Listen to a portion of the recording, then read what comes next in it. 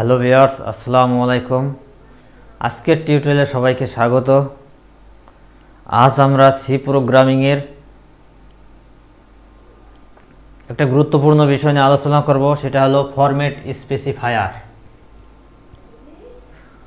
Format specifier আসলে কি জিনিস, ফরম্যাট স্পেসিফায়ার সংজ্ঞা কি, সি প্রোগ্রামে ফরম্যাটেড ভেরিয়েবলের মান গ্রহণ এবং প্রদর্শনের জন্য যে সকল ক্যারেক্টার সমূহ ব্যবহৃত হয় তাদেরকে ফরম্যাট স্পেসিফায়ার বলা হয়। আরেকটা বিষয় আমি বলতেছি, সেটা হলো অনেক সংজ্ঞা আমি বোর্ডে লিখে তোমাদের দেখাই, কারণ কোনো বইতে কোনো সংজ্ঞা থাকে, আবার কোনো বইতে কোনো সংজ্ঞা থাকে না। কিন্তু তোমাদের সংজ্ঞাগুলো জানা অত্যন্ত দরকার, কারণ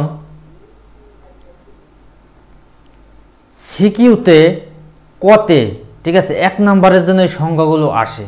এইগুলো তোমাদের জানতে হবে, খুব গুরুত্ব সহকারে পড়তে হবে, যাতে তোমরা সঠিক আনসার করতে পারো, ঠিক আছে। সুতরাং বিভিন্ন সংজ্ঞাগুলো আমি বোর্ডে দেখাই, এইগুলো তোমরা বুঝে পড়বা। তাই ফরম্যাট স্পেসিফায়ার আসলে কি জিনিস, এগুলো যখন আমরা সি প্রোগ্রামিং করব তখন পুরোপুরি প্র্যাকটিক্যালি দেখব। এখন কিছুটা ব্যাপার আমরা ধারণা নিয়ে রাখি, সেটা কি ফরম্যাট স্পেসিফায়ারের সাথে ডেটা টাইপ, আমরা যে ডেটা টাইপ পড়েছিলাম 4 ধরনের ডেটা টাইপ সি প্রোগ্রামিংয়ে ব্যবহার হয়, সেটা জানা অত্যন্ত দরকার, ঠিক আছে। কারণ ডেটা টাইপের সাথে ফরম্যাট স্পেসিফায়ার জড়িত। কোন ডেটা টাইপ কোন ফরম্যাট স্পেসিফায়ার দেয়া প্রিন্ট করতে হবে বা গ্রহণ করতে হবে, সেটা আমাদের জানতে হবে। তাহলে ডেটা টাইপটা কি ছিল?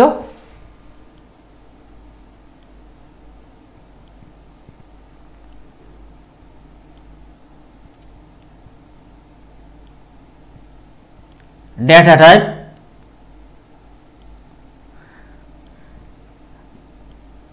কার ডেটা, তারপরে ইন্ট, তারপরে ফ্লোট,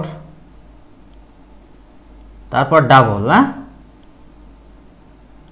ডাবল, এই 4 ধরনের ডেটা টাইপ আমরা সি প্রোগ্রামে পড়েছি। এই 4 ধরনের ডেটা টাইপ মূলত খুবই গুরুত্বপূর্ণ, ঠিক আছে।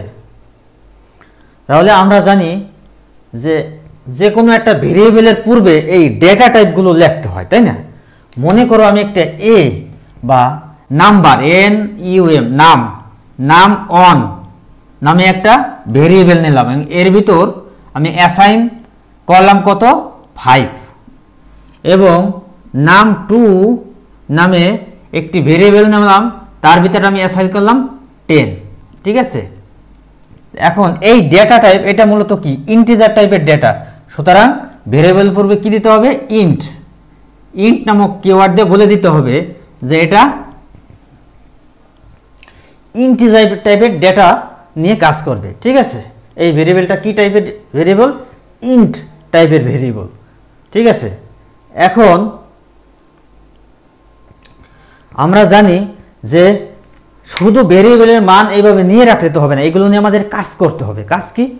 সি প্রোগ্রামিংয়ের ভিতরে কাজ করতে হবে। কোনো ভেরিয়েবলের ডেটা গ্রহণ করতে হবে, যেটাকে ইংলিশে বলা হয় ইনপুট, ঠিক আছে। আবার কোনো ভেরিয়েবলের ডেটা প্রদর্শন করাইতে হবে বা নির্গমন করাইতে হবে, যেটাকে ইংলিশে বলা হয় আউটপুট, ঠিক আছে। এখন আমরা যে এর আগে লাইব্রেরি ফাংশন পড়ছিলাম, ঠিক আছে। এই লাইব্রেরি ফাংশনও আমাদের জানাটা খুব দরকার। আমরা 2টা লাইব্রেরি ফাংশন নিয়ে খুবই কাজ করব। স্যার, একটা হলো প্রিন্টএফ, ঠিক আছে, গ্রহণের জন্য, প্রিন্টএফ গ্রহণের জন্য, ঠিক আছে। কি গ্রহণের জন্য? ডেটা গ্রহণের জন্য। আর স্ক্যানএফ, ভুল হয়েছে, প্রিন্টএফ হলো প্রদর্শনের জন্য। প্রিন্টএফ প্রদর্শনের জন্য, প্রদর্শন এবং স্ক্যানএফ গ্রহণ, ঠিক আছে, স্ক্যানএফ গ্রহণের জন্য। এখন কখনো ডাটা আমরা গ্রহণ করব, ঠিক আছে, স্ক্যানএফ এর মাধ্যমে। স্ক্যানএফ প্রতিটা লাইব্রেরি ফাংশনের পরে অবশ্যই ফার্স্ট ব্র্যাকেট দিতে হয়, ঠিক আছে, যাকে প্রোগ্রামিং এর ভাষায় প্যারেন্থেসিস বলা হয়, ঠিক আছে। কখনো আমরা এই ভেরিয়েবলের ডেটা গ্রহণ করব কোনো কাজ করার জন্য, গ্রহণ করব কার কাছ থেকে? ইউজারের কাছ থেকে, ঠিক আছে। আবার কখনো এই ভেরিয়েবলের ডেটা আমরা প্রিন্ট করব, ঠিক আছে। এই প্রিন্ট করব যখন, তখন আমরা প্রিন্টএফ দেব। আবার যখন আমরা গ্রহণ করব তখন স্ক্যানএফ এই লাইব্রেরি ফাংশনটা ব্যবহার করব, ঠিক আছে। এখন যখন আমরা এই ভেরিয়েবলের ডেটাগুলো নিয়ে কাজ করব তখন এটা প্রিন্ট করানোর জন্য একটি ফরম্যাট স্পেসিফায়ারের মাধ্যমে করতে হবে, ঠিক আছে। যেরকম আমরা যদি এই ভেরিয়েবলের মানটাকে, ঠিক আছে, আমরা প্রিন্ট করাইতে চাই, তখন আমরা কি লিখব? প্রিন্টএফ, ঠিক আছে। যে কোনো ফরম্যাট স্পেসিফায়ার অবশ্যই ডাবল কোটেশনের ভিতর দিতে হয়, ঠিক আছে। তাহলে কি %d তারপরে কমা, ঠিক আছে, এই যে এখানে ডাবল কোটেশন শেষ, কমা, তারপরে আমরা ভেরিয়েবল কি নাম অন, ঠিক আছে। এরকম আমাদের প্রিন্ট করাইতে হবে, ঠিক আছে। সুতরাং আমরা বুঝলাম যে ইন টাইপের ভেরিয়েবলের জন্য আমরা ইন টাইপের ভেরিয়েবল ডেটার জন্য আমরা সেটা কি করি? প্রিন্ট করাই বা গ্রহণ করি, ঠিক আছে, গ্রহণ করি বা প্রদর্শন করি, ঠিক আছে। যাই করি না কেন তার জন্য আমরা %d নামক স্পেসিফায়ার ব্যবহার করতে হবে। আবার, ঠিক আছে, আবার কার টাইপের ভেরিয়েবলের জন্য যদি আমরা কোনো কিছু একটা কার টাইপের ভেরিয়েবলের জন্য আমরা যদি কিছু প্রিন্ট করাইতে চাই তাহলে কি দিতে হবে? প্রিন্টএফ ফরম্যাট স্পেসিফায়ার %d, ঠিক আছে, %d, তারপরে কি দিতে হবে? মনে করো এখানে তো নাই, এখানে কার নামক ভেরিয়েবলের দোয়া নাই, সুতরাং আমি এটা এই ভেরিয়েবলটা ch দিয়ে দিলাম, ঠিক আছে। এখন মনে করো এখানে যদি আমি কার ch নামক এটি ভেরিয়েবল, তার ভিতরে আমি এটা দেবো হ্যালো, ঠিক আছে। এই কার টাইপের ভেরিয়েবলের ভিতর যে হ্যালো আমার লেখাটা আছে এটা অবশ্যই ডাবল কোটেশনের ভিতর দিতে হবে, এটা আমাদের বুঝতে হবে। যেটা ইন টাইপ, ওই ইন্টিজার তারপরে ফ্লোট ডাবল, এর জন্য কোনো ডাবল কোটেশন দিতে হয় না, শুধু কার মানে ক্যারেক্টার টাইপের ডেটার জন্য আমাদের ডাবল কোটেশন দিতে হয়। এখন ডাবল কোটেশন দিয়ে কি দিতে হবে? এখানে প্রিন্টএফ %d, ঠিক আছে, %d, তারপরে %d না, এখানে %c, কারণ এর কার টাইপের ভেরিয়েবলের জন্য আমাদের কি দিতে হয়? %c নামক স্পেসিফায়ার দিয়ে এটাকে স্পেসিফিকেশন করতে হয়, ঠিক আছে। সুতরাং আমি বিষয়গুলো সুস্পষ্টভাবে বলে দিতেছি তোমাদের যে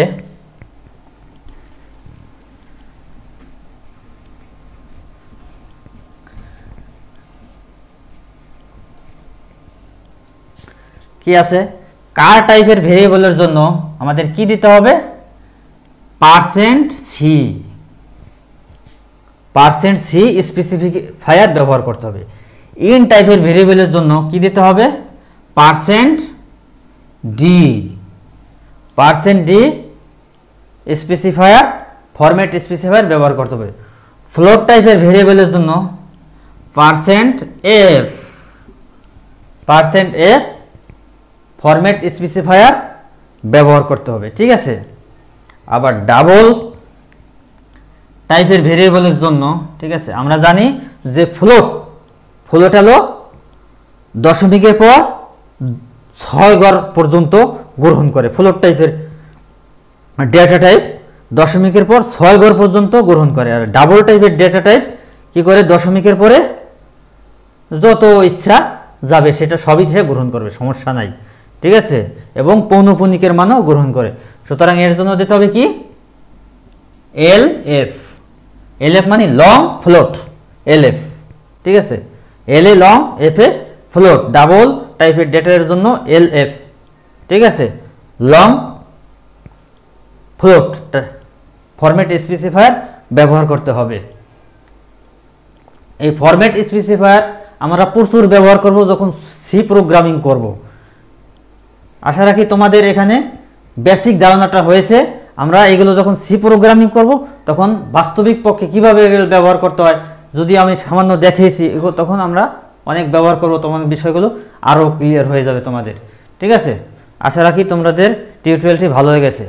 ধন্যবাদ ভিউয়ার্স, তোমরা চ্যানেলটি সাবস্ক্রাইব করবে এবং এই ভিডিওটি বেশি বেশি শেয়ার করবে যাতে তোমাদের অন্য অন্য বন্ধু সকল এই টিউটোরিয়ালটি দেখে উপকৃত হতে পারে।